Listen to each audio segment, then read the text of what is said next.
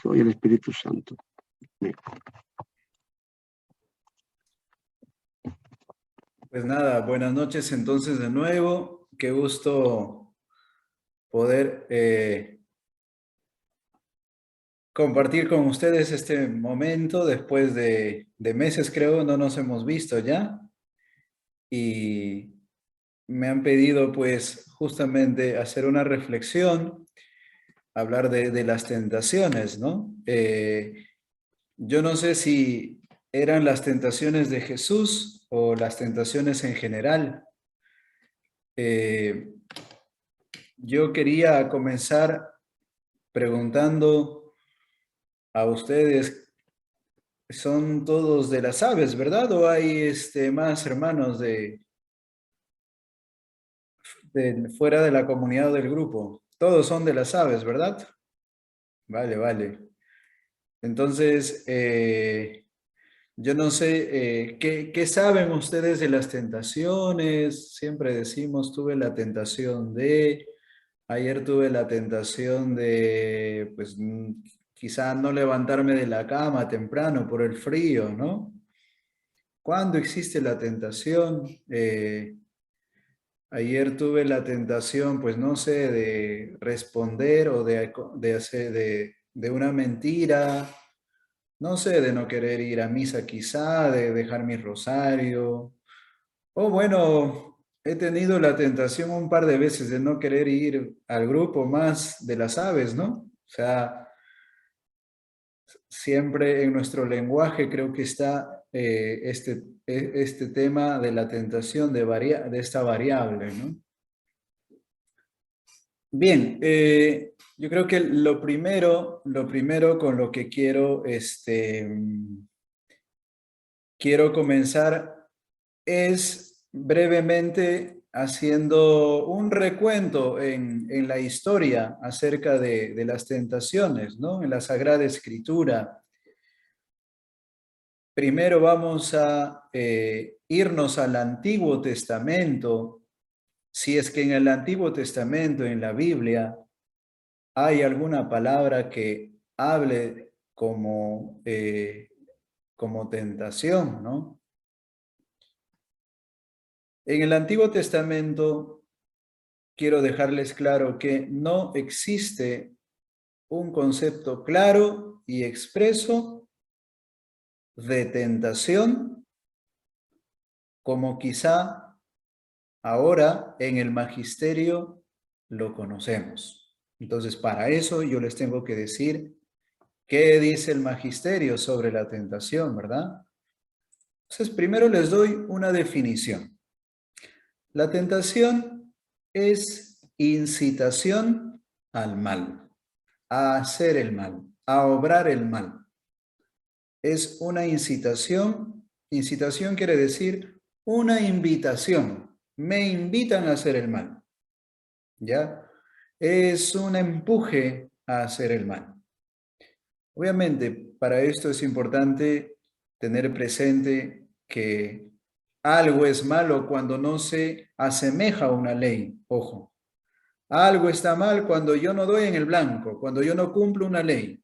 Moralmente, algo está mal porque no he cumplido con un valor mucho más. Digo valor porque el valor es normativo en la vida, ojo.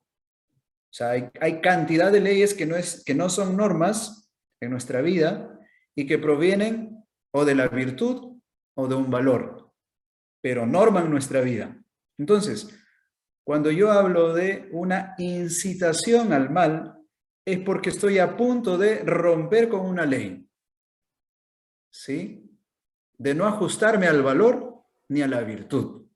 Entonces, hasta aquí, tentación es incitar al mal, en otras palabras, al pecado, a romper una ley. Pues este concepto en el Antiguo Testamento no está como incitación al mal. ¿Ya? O sea, no se define así en el Antiguo Testamento. ¿Saben por qué? Porque también en el Antiguo Testamento, Dios tienta, ¿verdad? Dios tienta. Acuérdense de los momentos en que Dios se aparece tentando, por ejemplo, al pueblo de Israel. Tienta al pueblo elegido para llevar a cabo su plan redentor. Por ejemplo, en Génesis 22:1, Dios dice que pone a prueba a Abraham, por ejemplo, es decir, tienta. Y aquí estamos dando una concepción en el Antiguo Testamento precisa de lo que es tentación. Poner a prueba, ¿no? Poner a prueba. No lo confundamos esto, si yo doy una prueba de matemática, te estoy tentando, ¿no? No confundamos si mañana tengo un examen yo de una maestría, de, no sé, pues de algo, me están tentando, ¿no? Pero en el Antiguo Testamento, la concepción de tentación como incitación al mal, al pecado, no está clara, no es así, sino más bien es poner a prueba a, ¿ok? Por ejemplo, Génesis 22:1, Dios quiso poner a prueba a Abraham, ¿no? Su fe frente a Isaac. Y por eso es que le ordena sacrificar a su hijo, ¿no?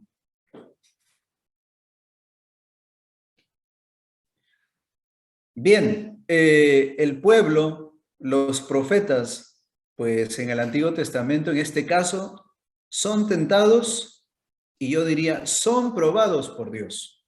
Entonces, la tentación en el Antiguo Testamento es más una prueba, a diferencia de cómo hoy en día ha evolucionado la concepción. ¿Ok? Dios una vez más, después de sellar las distintas alianzas que Él hace, ojo, en el Antiguo Testamento, si ustedes hacen un curso de Biblia del Pentateuco, van a encontrar que Dios hace alianzas con distintas personas en el Antiguo Testamento, ¿no? Con Abraham, con Moisés, la alianza mosaica o abránica, ¿no? La alianza profética hace distintos pactos, pero que obviamente todos se sintetizan en uno solo, en la promesa de un Salvador. Esa es la síntesis de todas las alianzas que Dios puede hacer con distintos personajes en el Antiguo Testamento. Después de estas alianzas, Dios sigue probando la fidelidad del pueblo, la fe. A Dios le encanta poner a prueba a su pueblo, ¿no? Justamente los desvíos del pueblo, por ejemplo, ¿no? Le permiten a Dios probar a su pueblo en torno, por ejemplo, a darles la tierra prometida, ¿no? Si siguen sus caminos, les dará esa tierra prometida, ¿no? Es tan sencillo entender aquí que en el Antiguo Testamento el poner a prueba tiene o está asociado a recibir o un premio o perder el premio. Pero no se puede decir castigo, ojo, ¿ya? Hay que sacar de nuestra cabecita la palabra castigo referida a Dios. Dios, si yo paso la prueba, me da un premio. Y si no paso la prueba, obviamente, no es que me castigue, sino me priva del premio. ¿Ok? Eso es importante entender. No, Dios no te ha castigado, hijito. Dios te ha privado de lo que tendrías quizá, posiblemente, que recibir. Ojo, ya es importante entender esto de la privación. Mientras Dios prueba al ser humano y el ser humano cede a la tentación, el ser humano se priva de lo que Dios le hubiese dado si hubiese vencido a la tentación. Por eso en la trayectoria, cuando sale de Israel el pueblo, es probado por Dios. Y hay veces que el pueblo no cede a las pruebas de Dios, sino que al contrario se aleja. Por eso es que en la trayectoria muchos personajes mueren y no entran a la tierra prometida, por ejemplo. ¿Por qué? Porque cedieron justamente a no salir vencedores en este sentido de la prueba y perdieron el premio, como es llegar a la tierra prometida, ¿no? Bien, algunos detalles entonces en torno a este concepto de que no existe como incitación al mal en el Antiguo Testamento, sino más como una prueba, una prueba. ¿Hasta aquí alguna pregunta en torno al Antiguo Testamento? ¿Todo está claro? Sí, una pregunta ahí, la parte de Génesis en la tentación de Adán y Eva. En la tentación de Adán y Eva es importante entender que el primero en ser probado, ojo, no es que haya una aparición tal como lo vemos hoy de Satanás detrás de la tentación en el Antiguo Testamento. Recuerda que Dios le dijo a la pareja, especialmente a Adán, le advirtió que no cogiese, no comiese del árbol del bien y del mal. Es decir, Dios le preveyó su caída o previó su caída, ¿no? Le previno, le quiso prevenir. En todo caso, le dijo, de todo puedes comer de todos los frutos de los árboles del paraíso, menos de uno. Pero el ser humano, al perder, digamos, esta prueba, ojo, la prueba, no es, a ver, en primer lugar es importante entender que antes de que Satanás pruebe o entre en Adán y se dé la caída, es importante que Dios prueba a Adán en este sentido. Dios prueba. Por eso es que le previene y mientras Adán no ceda a lo que Dios le dijo, Adán va a quedar prohibido, fíjate, prohibido de lo que Dios le hubiese dado. O sea, volvemos aquí a hablar, obviamente, no de que Dios lo castigó, sino le prohibió. O, en otras palabras, el ser humano mismo se priva al ceder a la tentación, ¿no? Y no es vencedor en este sentido, ¿no? Es decir, no obedece a los preceptos de Dios, en este sentido, ¿no? Entonces, por eso es que Adán mismo se priva de aquello que Dios le hubiese dado, o ya que le había dado, porque fíjense, cuando Adán cae y la primera pareja cae, pierden una cantidad de dones sobrenaturales o llamados así preternaturales, que son los dones primeros sobrenaturales que ellos habían recibido. Entonces se privaron ellos de todos esos dones, esas gracias sobrenaturales que Dios les había dado ya, ¿no? Pero mientras Dios pone a prueba al ser humano y el ser humano cede, obviamente va a perder esto que le ofrece Dios, ¿no? Entonces tiene que ver mucho no con una incitación al mal, sino con una ausencia de aquello que debí ganar si es que no hubiese cedido en este sentido a la prueba, a la tentación. Bien, luego todo lo que conocemos ahora acerca de las tentaciones ya lo encontramos de una forma más clara en el Nuevo Testamento. En el Nuevo Testamento, la tentación no es ya solo una simple pruebita, ¿ya? No es una simple prueba. Hay una gran novedad, sino aquí aparece claramente ya como una solicitud a pecar. ¿ya? Una solicitación al pecado. A ver, dígame un ejemplo. Por ejemplo, ¿no? Por eso, bueno, les voy diciendo yo. De ahí, por ejemplo, es que Jesús nos dice, por ejemplo, que hay ¿qué hay que hacer, dice Jesús, para no caer en la tentación? ¿Se acuerdan? Orar, orar. Oren para no caer en la tentación, les dice a los discípulos, ¿verdad? Es decir, que la tentación ya tiene una connotación muy negativa. O sea, así no estaba en el Antiguo Testamento, porque incluso Dios prueba. Pero en el Nuevo Testamento ya tiene una connotación que solamente se relaciona solo con el pecado. Ya no hay por por ningún otro lado más que Dios prueba, que Dios tienta, que Dios sondea, ¿no?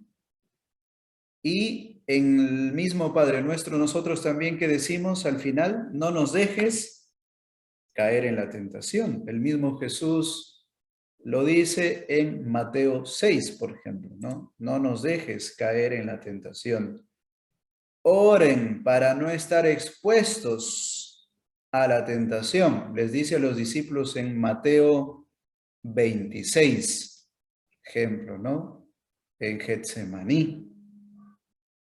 Entonces, pues, ya aparece, como se dan cuenta, una nueva connotación aquí de tentación como una incitación al pecado, ¿no? Jesús nos dice, oren para no caer en la tentación. Bien, aquí aparece entonces la novedad de que la tentación es obra de Satanás. ¿Ya? Es obra del diablo. Así lo dice Primera de Tesalonicenses, capítulo 3, versículo 5.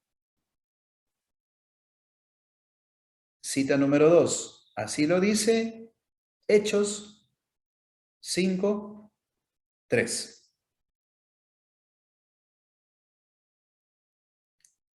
Y así lo dice Primera de Pedro 5, del 8 al 9. Por ejemplo, Pedro dice, y eso cada vez que rezamos las completas en la noche, ¿no? Que el enemigo ronda buscando a quién devorar, dice, ¿no? Y San Pedro nos dice, resístanle, firmes en la fe, porque Satanás ronda a quién devorar. Entonces, la tentación directamente se vincula a el diablo, ¿no? Al inimicus hamo, así es en latín, al maligno, ¿no? Bien, en una tentación,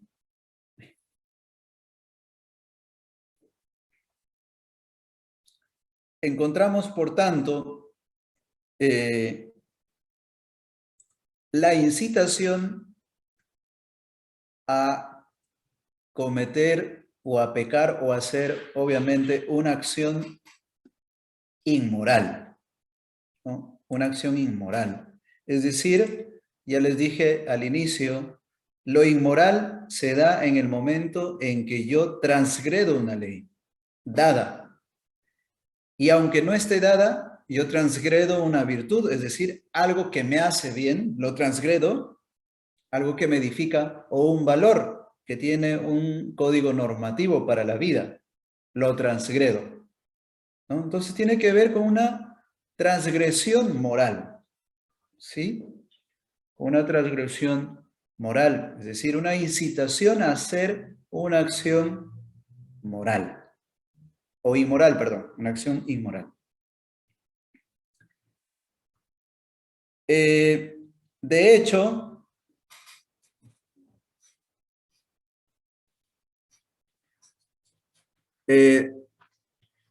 hay muchos padres santos que han definido y han tocado este tema de las tentaciones, y voy a hablar de San Agustín, nada más y nada menos, ¿no? San Agustín nos dice lo siguiente acerca de cómo comienza la tentación en nosotros, ¿no? Dice San Agustín que en nuestra mente, en nuestras potencias cognoscitivas, o sea, en nuestra mente, aparece una imagen o pensamiento que no coincide con una ley, que no es recto, que es inmoral. Fíjense que la tentación comienza justamente en la cabecita de uno, ¿no? Como pensamiento, en las potencias cognoscitivas. Y dice San Agustín que el grado de intensidad y exclusividad con que se impone en nuestra conciencia es un índice de la gravedad de esa tentación. Es decir, el hecho de que la tentación se ponga en nuestra cabeza, se ubique como un pensamiento, eso significa que es una tentación ya grande, es una tentación ya fuerte, ¿no? Es una tentación que puede incluso convertirse en mortal, pues ya les voy a hablar de que hay tipos de tentaciones también, ¿no? Pero menciona San Agustín, mientras esta imagen que hay en nuestra cabecita no produzca, ¿no?, una resonancia emocional en el sujeto, la tentación no constituye un peligro. Es decir, mientras la imagen no esté en nuestra cabeza de transgredir, por ejemplo, ahí ya hay un enorme abanico de procesos en el momento de la lucha, en que si lo acepto, no acepto, lo estimulo con distintos objetos que veo, a este pensamiento, a esta imagen que tengo.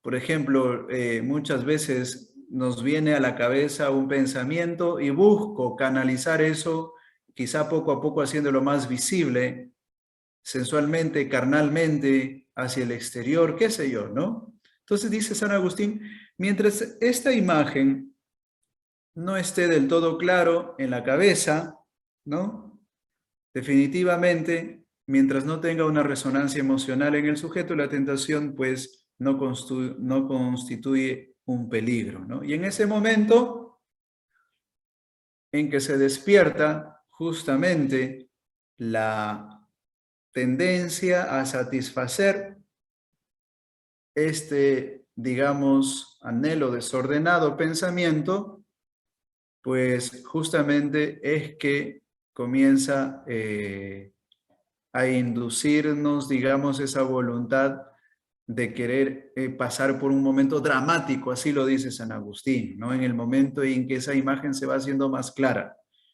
va cambiando las emociones en el ser humano, su estado emocional, hay una resonancia de esa imagen, dice, en ese momento induce a la voluntad a pasar por un momento dramático, donde la voluntad va cediendo y puede abandonarse a no resistir, dice, en el combate, ¿no? Entonces ahí el pecado aparece, ¿no? Ahí va apareciendo el pecado.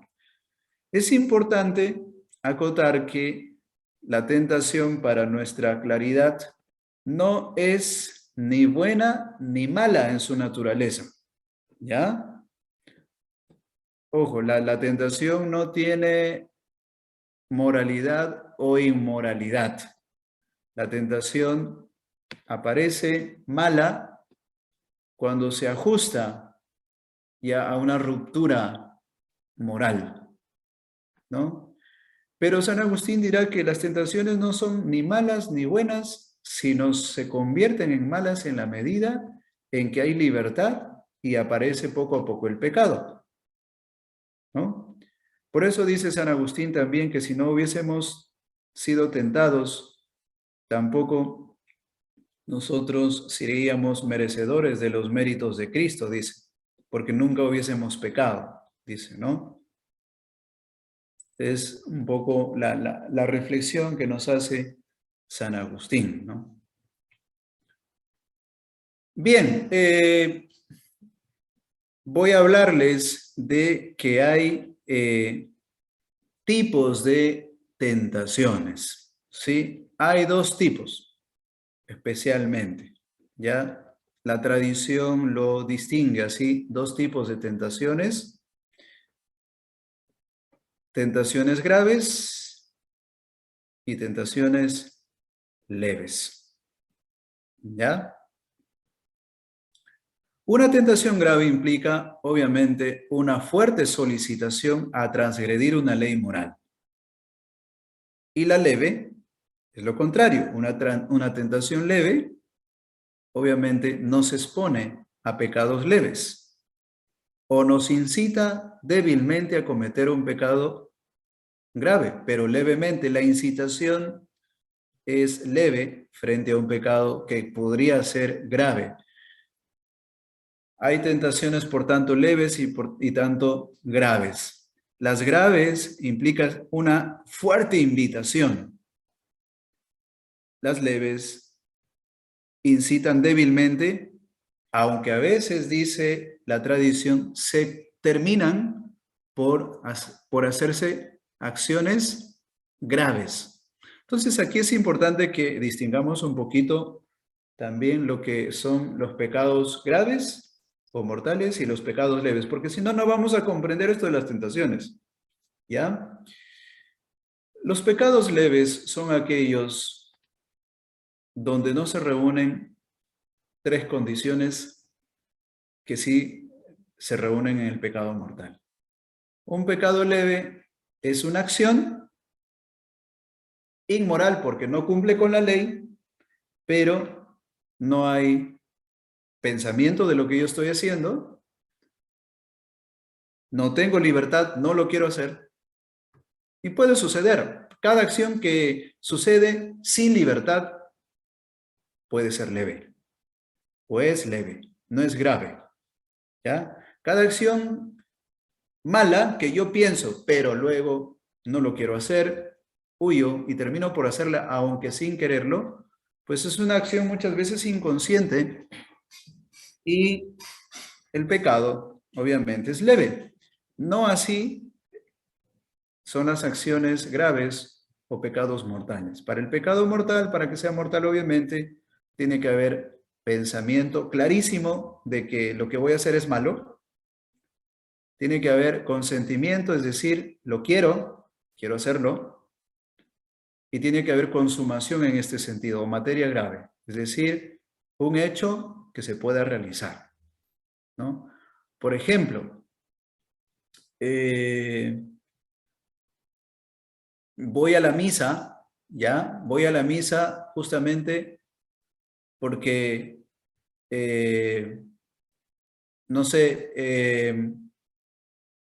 quiero, como el padrecito es mi amigo, por ejemplo, ¿no? Voy a la misa, como el padrecito es mi amigo, mientras se distrae, yo, como recojo la colecta, voy a cogerme unos cuantos solcitos de la colecta, ¿no? Un ejemplo un poco que puede pasar. Y la acción esa se vuelve mortal justamente porque primero esta persona pues puede saber que eso es un robo y no está bien. Por ejemplo, lo piensa, ¿no? Pero la acción que voy a hacer no está bien. Sin embargo, hay una enorme tentación ahí de que le sigue incitando. Es fuerte la tentación, la incitación, ¿no? Entonces, en su mente no cabe el que tiene que vencer ese impulso, ¿no? Bien. Número 2, lo consciente, es decir, se va a la misa. No es que solamente lo pensó en su casa y dijo no, pero es que en mi cabeza tengo una tentación de cogerme la limosna de la parroquia. Entonces, para no cogerme la limosna, no me voy a misa porque me voy a exponer, ¿no? Pero la persona, no es que en la misa se vaya y se exponga, sino simplemente es que no hay un autocontrol, no hay una lucha, ¿no? Se va a la misa y lo hace, ¿no? Y lo hace justamente porque lo consintió, porque lo quiso y lo cometió. Bueno, esa acción es mortal porque es libre, es pensada, es querida y es hecha, como ven. En cambio, en el pecado leve, puedo yo tener una tentación, un pensamiento de ese tipo, pero puedo no hacerlo. 1, no me expongo. 2, y en alguna ocasión una acción distinta puede ser que me venga por un estímulo, una presión, sin querer hacerlo, incluso la acción puede ser leve, ¿no? Entonces, todo, si se dan cuenta, está en el manejo de la libertad. Si yo lo hago con libertad, eso hace grave a la acción. Si yo lo hago sin libertad, sin querer, e inconscientemente, porque hay muchas acciones inconscientes que le hacemos, pues vuelve leve a la acción. Entonces, para entender la concupiscencia, la tentación, es importante mirar cuál es el impulso, digamos, de esta tentación según el objeto A. Es decir, el siguiente paso de la tentación es obviamente la acción, o sea, el pecado como tal. Lo primero que aparece en nosotros es una idea, una tentación, una incitación a pecar. Lo segundo es cometer la acción. Entonces el hombre se tiene que quedar en la incitación, no tiene que dar el siguiente paso, ¿no?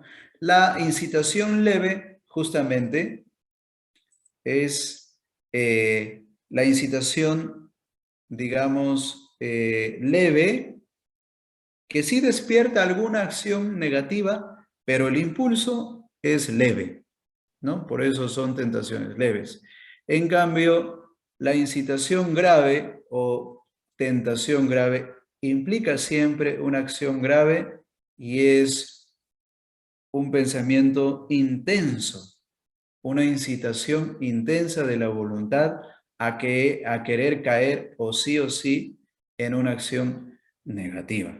Entonces, espero que me hayan entendido esta diferencia, que la tentación tiene que ver la gravedad o el ser leve justamente con la acción subsiguiente y con la fuerza que tiene en la cabeza como idea, como una sensación, como imagen, la tentación, ¿no?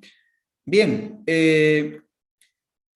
para ir cerrando, quiero hablar brevemente de las causas de la tentación, ¿sí? Las causas directas. ¿Qué es lo que causa ser tentado en la persona? Hasta ahora hemos dicho que la tentación en el Antiguo Testamento es más una prueba que una incitación al pecado. En el Nuevo Testamento queda claro que es una incitación a lo inmoral. La tradición nos habla de tipos de tentación que está relacionada con la acción subsiguiente, que es el pecado, una acción grave o una acción leve.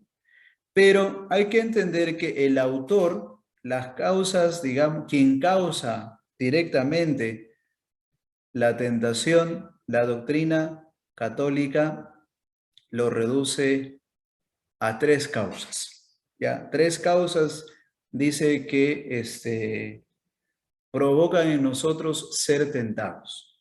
La primera causa es el demonio, dice la doctrina católica. La segunda, tentación fuerte que causa otra tentación en este sentido, dice la tradición o la Iglesia Católica, que es el mundo. Y la tercera causa viene a ser la concupiscencia, es decir, la carne.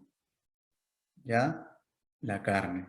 Entonces, 3 causas, 3 promotoras de la tentación. El mundo, Satanás o demonio, ¿no? Mundo, demonio y carne. La tercera, carne, entre paréntesis, concupiscencia. ¿Ya? El mundo y el demonio son causas exteriores al ser humano. ¿Sí? Y la carne o la concupiscencia es una causa interior al ser humano, propio de. ¿no?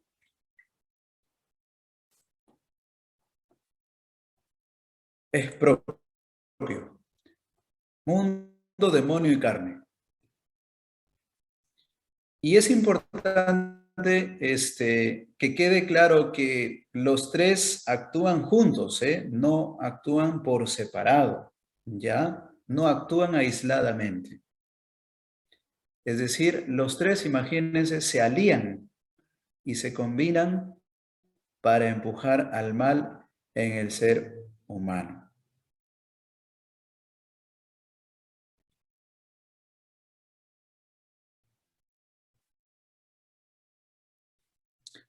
Bien, en nosotros, por ejemplo, es importante mirar ya personalmente cómo la carne. Les voy a hablar brevemente del concepto de concupiscencia, porque estoy hablando de mundo, demonio y carne, y cuando me refiero a carne, hablo de la concupiscencia. La concupiscencia se define como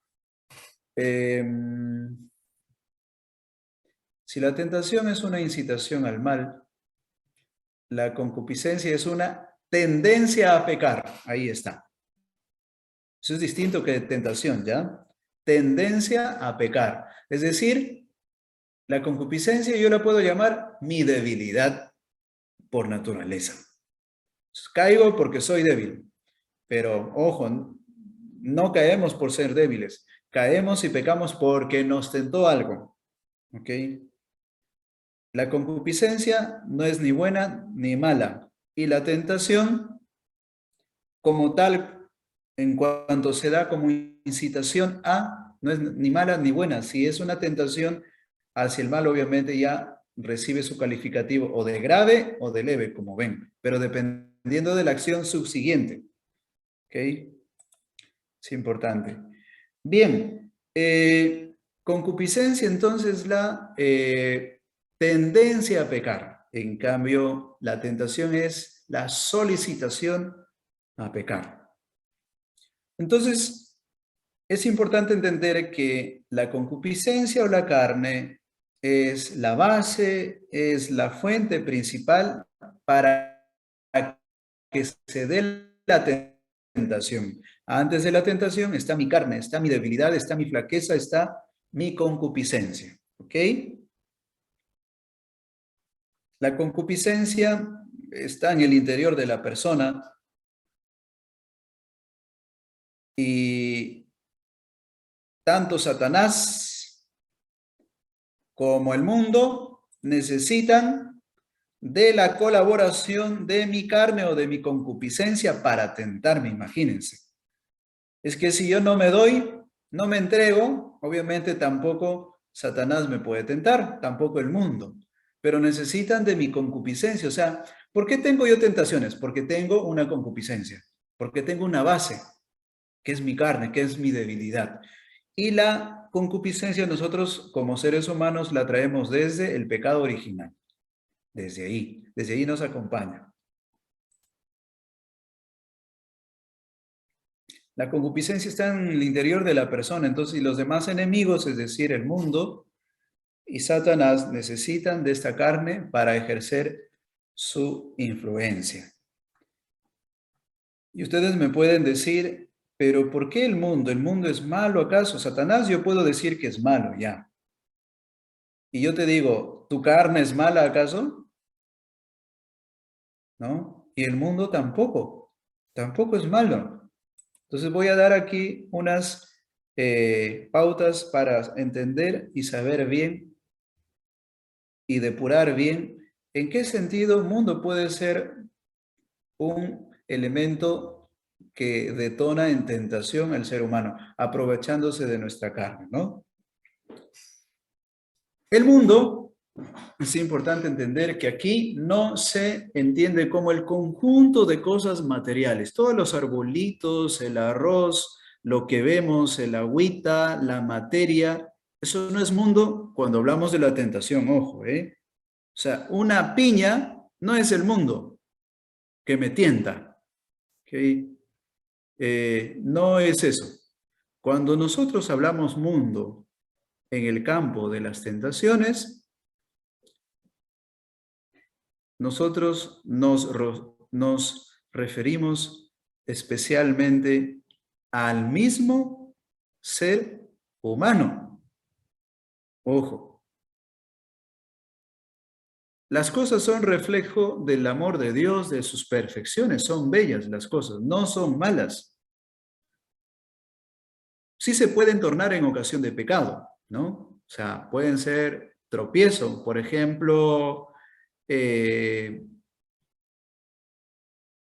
dinero es un objeto de tropiezo, por ejemplo, cuando no se sabe administrar. La abundancia es clave de tropiezo cuando no se sabe administrar y no sabemos para qué lo tenemos, cuando nos quita la felicidad, por ejemplo, la abundancia en las cosas. El tema de los bienes materiales, la riqueza, todas estas cosas se convierten en piedra de tropiezo si es que obviamente no lo sé administrar, ¿no? Entonces, pero las cosas en sí como tal representan la belleza de Dios, no es que sean malas, ¿no? Y es justamente lo primero, aquí sí es importante, que es mi concupiscencia desordenada la que me empuja a hacer, obviamente, con las cosas que son bellas de Dios, algo malo. Por eso sí puedo decir que, pues, en cuanto mi concupiscencia me empuja a tener una tentación, puedo decir que las cosas pueden estimularme en ese sentido al pecado, pero la base está en mi desorden, en mi concupiscencia, no las cosas no me generan tentación, sino es mi carne, ¿no? Impulsada por el mundo mismo mío, que ya les voy a clarificando, y por Satanás, ¿no? Fíjense cómo Jesús nos dice, no te dice, si la plata te tienta, mejor tírala al tacho, quémalo. Si las papitas te tientan, quémalo, ¿no? No dice Jesús. Es curioso cuando dice, si tu ojo te tienta, ¿qué dice? Sácatelo. ¿Se dan cuenta? O sea, no nos habla de las cosas el Señor. Entonces, la debilidad de la concupiscencia es mi carne. Mi carne. El problema está en mí siempre, por mi debilidad. La tentación aparece justamente en esa base, ¿no? Si tu ojo te hace pecar, sácatelo, ¿no? Y si tu ojo está sano, pues hay que entender que todo tu cuerpo tendrá luz, pero si tu ojo está enfermo, todo tu cuerpo es tenebroso. Entonces, el mundo que incita al mal, y eso lo dice San Agustín, dice, son más bien los propios hombres que odian a Dios. Esto es fuerte, ¿eh? Ese tipo de mundo, dice San Agustín, en su carta a los partos, número 2, o capítulo 2, número 12, ¿no? San Agustín. Dice que los hombres, dice, igual citando a Mateo 18:7, son ocasión de escándalo, porque recuerden que hay un momento donde Jesús nos habla también del escándalo. Son los hombres los que nos llevan a pecar. Ese es el mundo, ¿no? Son las personas que no aman a Dios, dice San Agustín, las que se pueden convertir en tropiezo. No las cosas, porque las cosas tampoco piensan, ¿no? De hecho, el celular me hace pecar si es que yo no lo domino. Pero el ser humano sí me puede, de alguna forma, entre nosotros, nos podemos alejar de Dios. Podemos ser escándalo para otro, ¿no? Porque no conocen otros fines que los terrenos, dice San Agustín, estos hombres, ni aspiran a otra cosa como distinta a la de los placeres que les ofrecen las criaturas, ¿no? Entonces, cuando habla de que las tres fuerzas que nos hacen o que nos pueden tentar son mundo, demonio y carne, son obviamente estas tres bases que nos pueden incitar al pecado. En este sentido, el mundo se torna a ti como el mismo ser humano que nos puede tender una trampa, ¿no? La tentación diabólica, obviamente, es doctrina de fe el diablo es el que induce, por ejemplo, a Judas a traicionar a Jesús, el que engaña, como un león rugiente, como les dije hace un rato. Es importante entender también que todos los pecados, finalmente, y es doctrina católica, finalmente, indirectamente, vienen dados por Satanás. O sea, aquí sí la doctrina concluye que Satanás es padre de la mentira, padre del pecado. Y el demonio utiliza al ser humano, así como puede utilizar a otras criaturas para hacer caer, ¿no? Cuando nosotros hablamos entonces en este sentido de mundo, demonio y carne, como las tres causas que nos incitan de alguna forma a hacernos el mal, ¿no? A tentarnos. Entonces, esas tres fuerzas obviamente se reducen en este caso a un principal protagonista que está detrás de todo, que es obviamente Satanás. No todos los pecados que se cometen vienen por una instigación directa del diablo, sino que como causa es provocado por el demonio, pero puede admitirse de alguna forma que el demonio utiliza directamente algunos estímulos para arrastrarnos a la desobediencia. La doctrina moral, la doctrina católica, basándose en los hechos de Jesús, nos dice que hay virtudes para combatir y huir de la tentación. La concupiscencia como tal no es pecado, ¿sí? Porque para que haya responsabilidad moral es importante el consentimiento voluntario, libre, aceptación por parte de nuestra voluntad. Todo ello creo que forma parte en nosotros. Bien, hasta aquí, como ven, el tema de las tentaciones es un tema misterioso en nosotros, porque lo que nosotros simplemente experimentamos casi son los resultados de una tentación, ¿se dan cuenta? Casi, nosotros nos damos cuenta que somos tentados porque ya hemos cometido el pecado, ya, ¿no? Y recién nos damos cuenta que hemos sido tentados, ¿no? Pero ¿cuántas veces a lo largo del día, y esto ya es pastoral, nos dejamos incitar? Obviamente la base está en las concupiscencias, pero claro, muchas veces nos damos cuenta después de los resultados de cuán débiles podemos ser, por ejemplo, ¿no? Cuán débiles justamente desde la acción que sigue a la tentación que tengo en la cabeza, una idea que me invita a pecar, que se puede tornar grave si es fuerte y el resultado es también grave, ¿no? Y si es leve, pues obviamente la fuerza también es menos de la imagen, ¿no? Pero así es un poco lo que en la tradición, los santos y obviamente en la escritura, podemos un poquito entender, ¿no? Bien, no sé si hay alguna pregunta antes de retirarnos. Fray, sí. Todo pecado es precedido por una tentación, siempre, entonces. Todo pecado que es precedido por una tentación. Precedido por una tentación, claro que sí. Primero está la tentación. Siempre todo pecado es precedido por una tentación. En moral se dice que toda acción, todo lo que tú hagas, tiene tres elementos.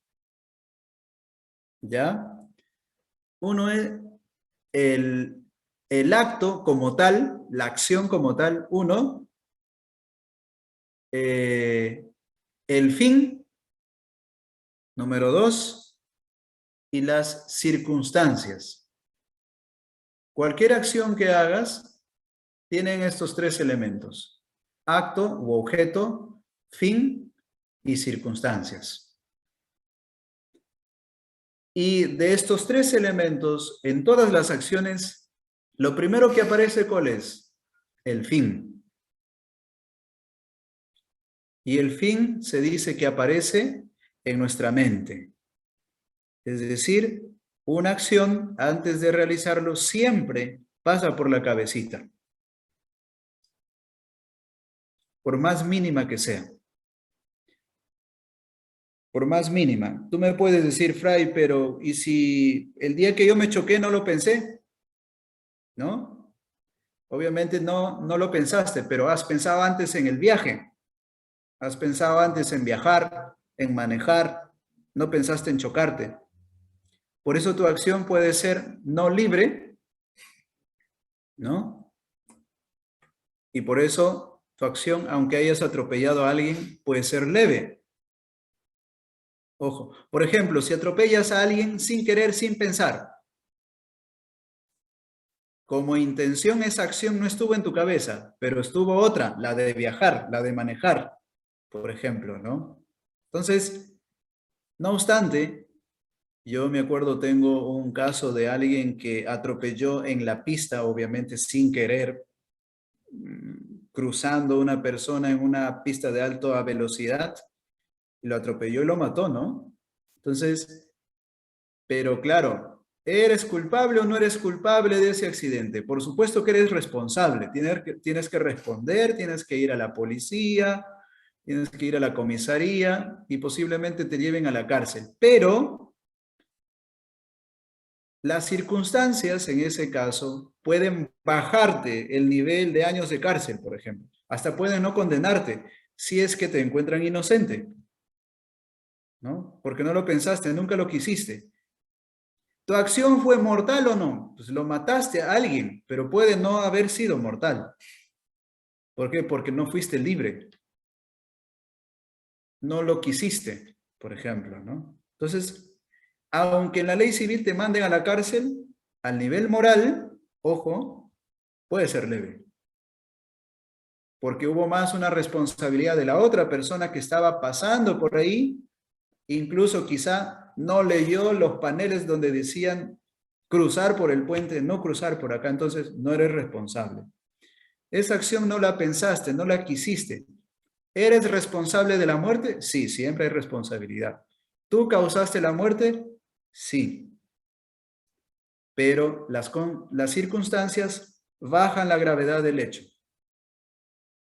Que matar de por sí a alguien puede ser pecado mortal, pero las circunstancias pueden hacer que esto sea leve. Pero no por eso es que podemos decir, no tuve la tentación, no. Tenemos primero la concupiscencia, pero aparece la tentación de manejar, por ejemplo, ¿no? Aparece la tentación de salir. Entonces, sí hay siempre una incitación, en este caso, leve a, ¿no? Leve, es leve, ¿no? Pero justamente estamos rodeados de estas circunstancias. Entonces, a lo que voy es que muchas de las acciones negativas o mortales, obviamente las mortales siempre se piensan, ojo, ¿eh? ¿Por qué? Porque no hay pecado mortal si es que no hay acción, no hay pensamiento claro, no hay libertad, ¿no? Y luego, pues, creo que es importante el que en la praxis nosotros adquiramos un espíritu de combate, de lucha, para quedarnos, Dios mediante, en una tentación leve y no permitir que esa tentación, esa imagen que pueda tener en la cabeza se vuelva como un impulso al punto que ya no la pueda controlar. Eso suele pasar. Es decir, no la alimentes, ¿no? No la alimentes. Tienes una tentación y comienzas a ver el celular, ¿no? Comienzas a ver el celular, comienzas a comunicarte, no sé, cosas con las que cada uno en su vida particular, muy personal, muy íntima, ya sabe cómo manejar momentos a veces de este tipo, ya sabe cómo volverlos difíciles y sabe también cómo volverlos volverlos fáciles, ¿no? Entonces todos tenemos ese mundo interno, que solamente Dios lo conoce. Nosotros conocemos algunos aspectos cada uno, pero nadie más lo conoce. Bien, esto de las tentaciones es un tema que es importante tenerlo en cuenta para nuestra vida moral, pero claro, no se puede entender fácilmente el tema de la tentación si no hablamos obviamente del pecado. Muy bien, listo, hermanos. No sé si hay alguna otra pregunta. Sí, Rosita, yo quería hacer una pregunta abusando del tiempo de Padre Ciego, porque ya son las 9:02. Padre Ciego, ¿cómo está? Buenas noches, Padre. Este tema para mí me resulta muy interesante y me resulta central, en el sentido de que no hay persona que haya podido atender o haya podido ver y que no tenga la consecuencia del pecado, es decir, el sufrimiento, la depresión, la ansiedad, la culpa, el matrimonio roto, ¿correcto? O la fortuna mal gastada. Lo que a mí me interesaría, como sé que es un tema bastante largo, lo que a mí me interesaría es que en general a todos, ¿no? Nos pueda recomendar alguna lectura, algún libro, algo para poder seguir la línea de sus ideas, ¿no? Para poderlo esclarecer, revisar, estudiar en principio. Eso sería, Fray Ciego. Muchas gracias. Bien, yo creo que no hay un libro como tal específico de lectura para reforzar lo que yo he dicho, más que algunos textos de San Agustín en torno a la tradición, algunos comentarios de los padres de la Iglesia y obviamente el catecismo, que tiene muy poco de esto, ¿no? Que tiene poquito. Entonces, si desean, yo les puedo dar o sea, tengo yo un artículo en este sentido que es bastante teológico. Ojalá que lo puedan un poquito entender, pero a veces los textos teológicos casi no tienen nada de pastoral, digamos, práctica, ¿no? En la vida. Pero si se trata de querer comprender un poco más a profundidad, les paso ahora mismo el texto, ¿no? Y ya si el que puede, pues desea profundizar un poco más, lo puede leer y poder un poco en la respuesta a la pregunta de Gonzalo, poder tener mayor claridad quizá de esto, que es amplísimo, ¿no? Es amplísimo, pero creo que era lo básico para hoy, para la exposición, ¿no? Entonces ahí les voy a pasar un link. Voy a ver si me descargo, lo paso a PDF y les doy un poco más ordenadito. ¿Ya? Ya, Fray. Gracias. Ahí le paso a Rosita y Rosita ya les da toditos ahí. Ya, Fray. Vale. Fray, Gracias, Padre. Fray, una última pregunta chiquita nomás. Las personas siempre dicen, cuando nos pasa cosas, dicen, Dios me pone a prueba. Y usted ha dicho que las pruebas solamente de Dios fue en el Antiguo Testamento y es sobre la fidelidad, o sea, sobre nuestra fe. Nada más. Bueno, mira, es importante entender que no es que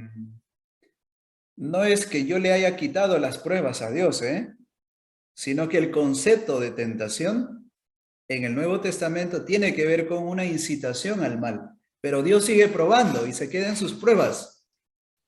No es que ya porque en el Nuevo Testamento aparece la concepción de tentación al mal, entonces no hay que atribuirle las pruebas a Dios, porque los profetas, y especialmente en la carta a los Hebreos, hay una cita bíblica, ¿no? En el Apocalipsis también, yo a los que los amo, los pruebo, dice, ¿no?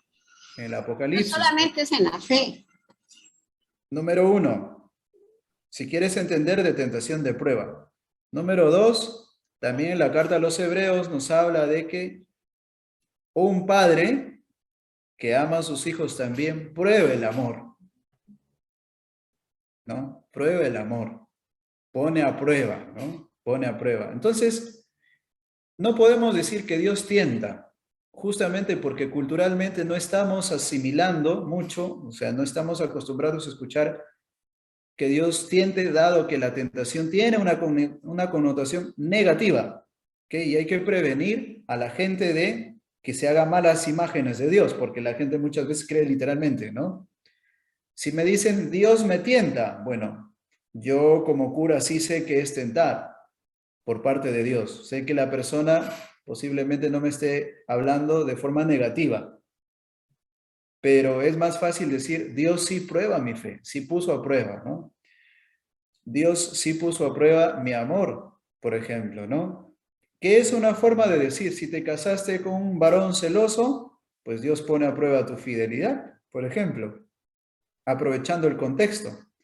¿Por qué? Porque los proyectos de Dios, decimos siempre, son perfectos más allá de nuestra lógica humana, que puede no llegar hasta los niveles que Dios quiere y Dios tiene para cada uno, ¿no? Pero si Dios tiene el cielo para nosotros, nuestro amor posiblemente no merezca el cielo, entonces lo tiene que seguir probando. Y probar significa ir puliendo, ir mejorando, ir limpiando de nuestros apegos, ¿no? ¿Por qué? Porque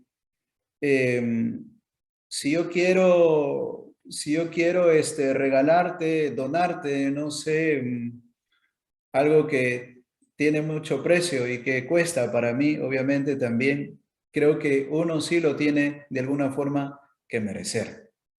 Entonces Dios va purificando, va probando nuestro corazón. Hay que entender en que cuando hablamos de que Dios va probando mi fe, la prueba significa lo va purificando como lo hacía con el pueblo de Israel, ¿no? No significa que Dios negativamente me tiente, ¿no?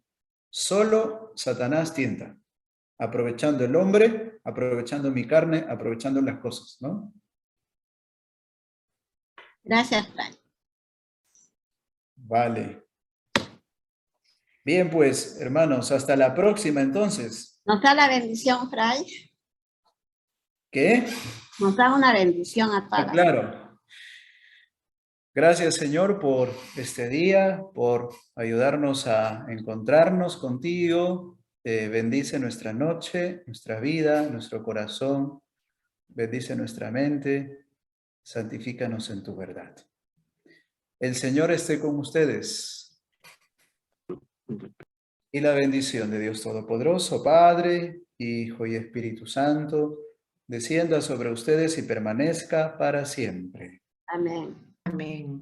Pues gusto verlos, hermanos, ya las sabes, que sigan ahí siendo un grupo compacto, sirviendo en la parroquia y dando lo mejor para llevar la salvación a la gente, ¿ya? Amén.